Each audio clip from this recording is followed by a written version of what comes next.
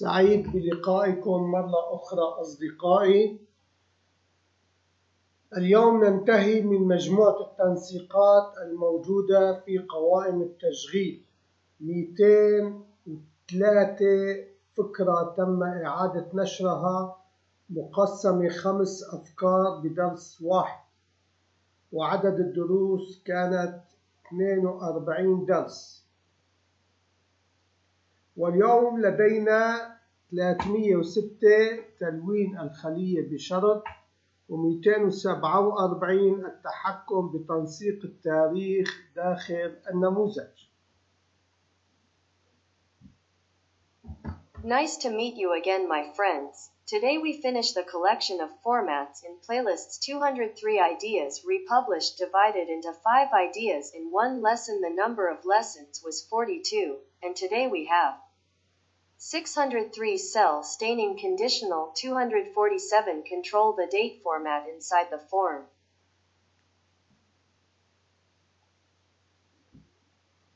جديد أيها الأصدقاء بفكرة برمجية جديدة تناسب التنسيق الشرطي لتلوين الخلية المتوافقة.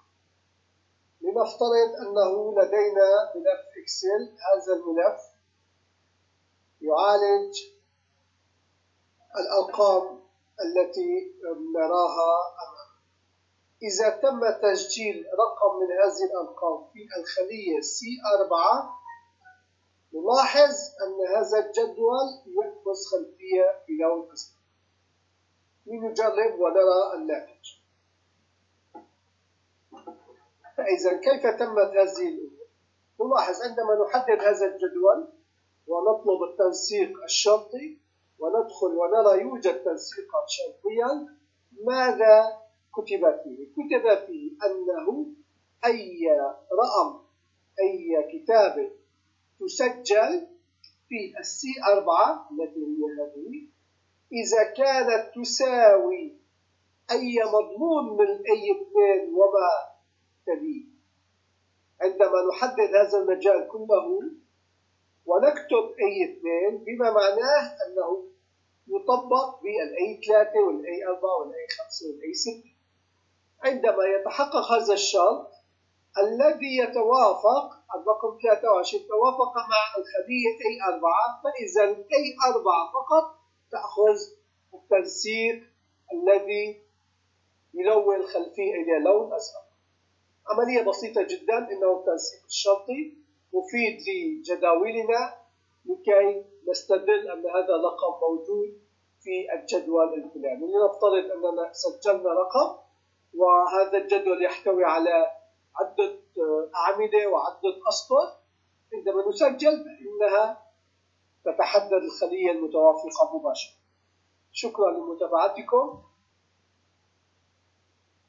مميزة بأمان الله. هذه الفقرة تتحدث عن التاريخ. لنفرض أنه لدينا جدول، وهذا الجدول له فورم. هذا هو الفورم الذي عندما نريد أن نظهر رقم 1 يظهر لدينا ما هو محتوى بالسطر التابع لرقم 1. أما عندما نريد رقم 11 يظهر لدينا رقم 11. هذا الفورم جاهز وتم حل مشكلة التاريخ. لنرى ما هي المشكلة التي كانت تظهر. تم وضع برمجة خاصة بهذه الأداة. عندما نسجل في هذه الأداة يقوم تحول بأخذ دالة والتأكد من الرقم إذا كان موجود في هذا المجال. الرقم نحن سجلناه بتكست بوك 1 بهذه الأداة الأولى الخاصة تكست بوك 1. أما الأسطر البقية تحل مشكلة التاريخ. لنرى أن السطر الأول يقول أننا عندما نقف في الورك شيت نطلب فانكشن الذي اسمه countIF الذي هو شرط إذا المجال معين من A2 للA100 كان يحتوي على ما تحتويه التكست بوك 1.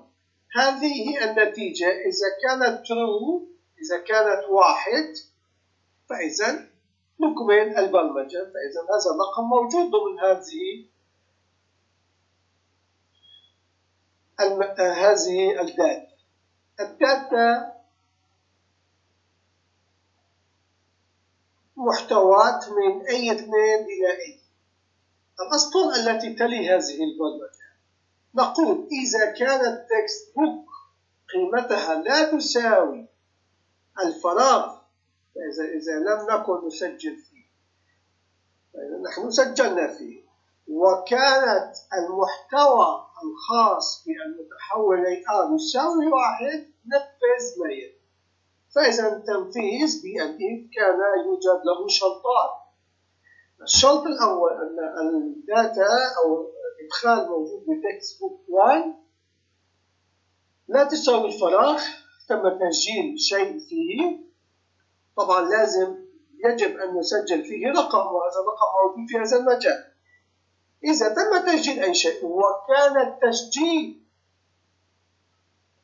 حسب المتحول يساوي 1، لأن تسجيل الرقم الذي تم تسجيله تم معالجته بالكود إف وكانت النتيجة 1، لأن الرقم المسجل موجود في هذا المجال.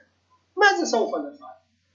الخطوة الأولى هي أن نأخذ التكست بوك 2 والتكست بوك 3.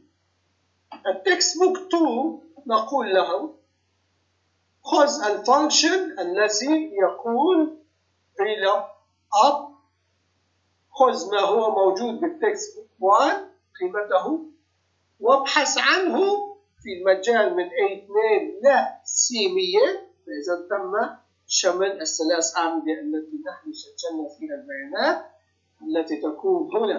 هذه الثلاث أعمدة من A إلى C.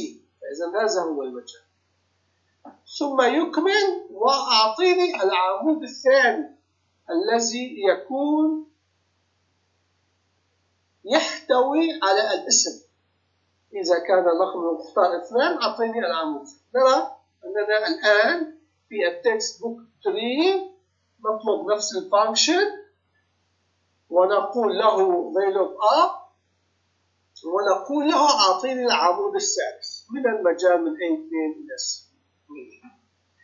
التكست بوك 2 ليس من ضمن تخصص برمجتنا اليوم لأنه عبارة عن إظهار. أما التكست بوك 3 نحن لدينا 3 احتمالات لإظهار التاريخ. الاحتمال الأول الذي تم إيقافه إنه يشابه التكست بوك 2. نقوم بعرض فانكشن fill up القيمة الموجودة بالتكست بوك أعطيني العمود الثالث. عندما يتم تنفيذ هذا السطر نرى أنه يعطي التاريخ بطريقة لا نراها مناسبة.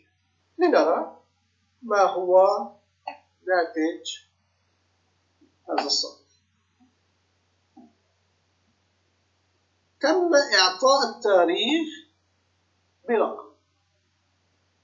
إنها المشكلة الأولى. تم استعراض الاسم لكن التاريخ استعرض برقم غير مفهوم.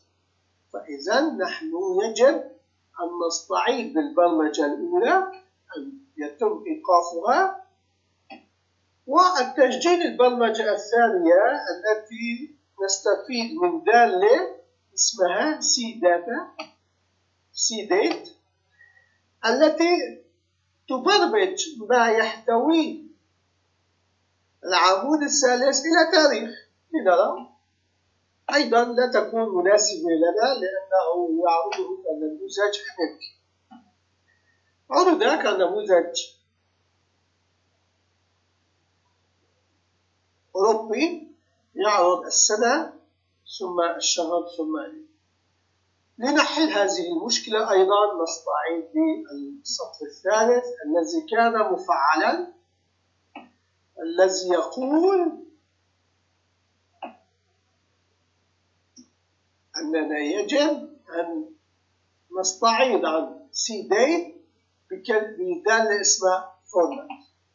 هذا التنسيق عندما نضع الدالة المعينة لوك اب قيمة تكست بوك بالمجال أي 2 إلى سي 100 وأعطيني الخانة الثالثة والاحتمال الثالث من دالة لوك اب هو الصفر فاصلة. هذه الفاصلة طبعا تابعة للفورمات. هذا الناتج كله ماذا سوف نصنعه؟ سوف نعرضه بهذا التنسيق، التنسيق الذي يقول أوله يوم ثم شهر ثم سنة. لنرى الناتج الذي سوف يستعرض لدينا إنه كما طلبنا، كما نطلبه وكما نريده يكون عرض التاريخ. لنرى ما تبقى من الأسطر البرمجية التي يجب أن نسجل فيها إنهاء الإف، وبذلك عندما ننهي الإف نفرغ ما يحتويه من تكست بوك 2 وتكست بوك 3. الاحتمال الثاني إذا لم يتوافق هذه الشروط لا ننفذ هذه الأسطر، فقط نفرغ محتوى التكست بوك 2 والتكست بوك 3. وعندما تتنفذ هذه الشروط إلى مباشرة السطر قبل الأخير الذي هو إنهاء. انتهينا من هذه البرمجة، ليست معقدة لكن تم شرحها بالتفصيل. أرجو التوفيق للجميع. معكم مبرمج جوزيف أسماسون. انتهينا من الدرس الثاني الموجود في الصفحة 27 الذي يتحدث عن التاريخ. أما الدرس الأخير من الصفحة 27 تخص دالة جديدة موجودة في الأوفيس الحديث الذي يتعامل بين تاريخ البداية وتاريخ النهاية. نستنتج منه الأيام الموجودة في هذه التاريخين، الأشهر الموجودة، السنوات الموجودة. لنرى مع بعض في الدرس. أشكر متابعتكم أصدقائي، نلتقي في الأسبوع القادم. Thank you for watching, my friends. See you next week.